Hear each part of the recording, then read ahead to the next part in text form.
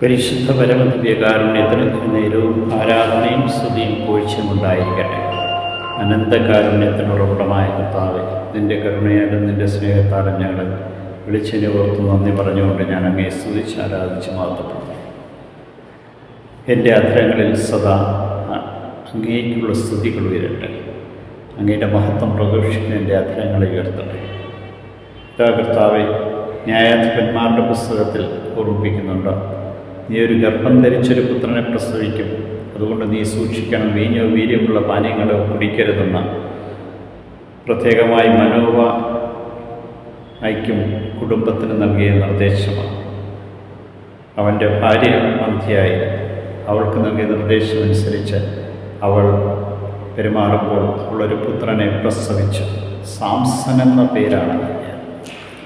ദൈവത്തിൻ്റെ അത്ഭുതകരമായിട്ടുള്ള ഇടപെടലുകളൊക്കെ നമ്മുടെ ജീവിതത്തിലുണ്ടായിരിക്കും.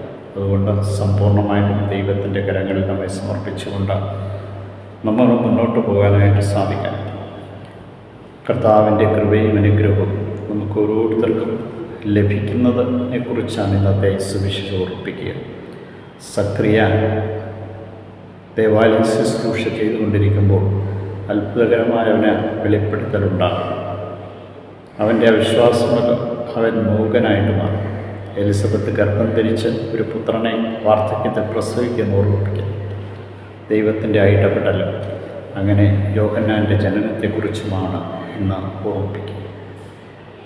കാരുണ്യവാനായ കർത്താവ്, മക്കളില്ലാത്ത എല്ലാ ദമ്പതിമാരെ അങ്ങയുടെ തിരുമുമ്പിൽ സമർപ്പിക്കും. അങ്ങയുടെ കാരുണ്യവും കൃപയും കുടുംബങ്ങൾക്ക് നൽകി അനുഗ്രഹിക്കണം. വിവാഹ തടസ്സം നേരിടുന്ന എല്ലാവരെയും സമർപ്പിക്കും. നിൻ്റെ സ്നേഹത്തിൻ്റെ നിറവിൽ അവരെ നയിക്കണം. കുടുംബത്തിൽ അസ്വസ്ഥതകളും മക്കളെ ഓർത്ത് വേദനിപ്പിക്കുന്നവരെ സമർപ്പിക്കുന്നു. അങ്ങയുടെ ചൈതന്യം നിറഞ്ഞ മക്കളെ വളർത്തുവാനും ആ മക്കൾ വഴി ആ കുടുംബം അനുഗ്രഹിക്കപ്പെടുവാനും ഇടയാക്കണം. നിത്യം പിതാവും പുത്രനും പരിശുദ്ധാത്മാവിനെ അവരെ അനുഗ്രഹിക്കട്ടെ. ഈശോയെ നന്ദി, ഈശോയെ സ്തുതി, ഈശോയെ ആരാധന.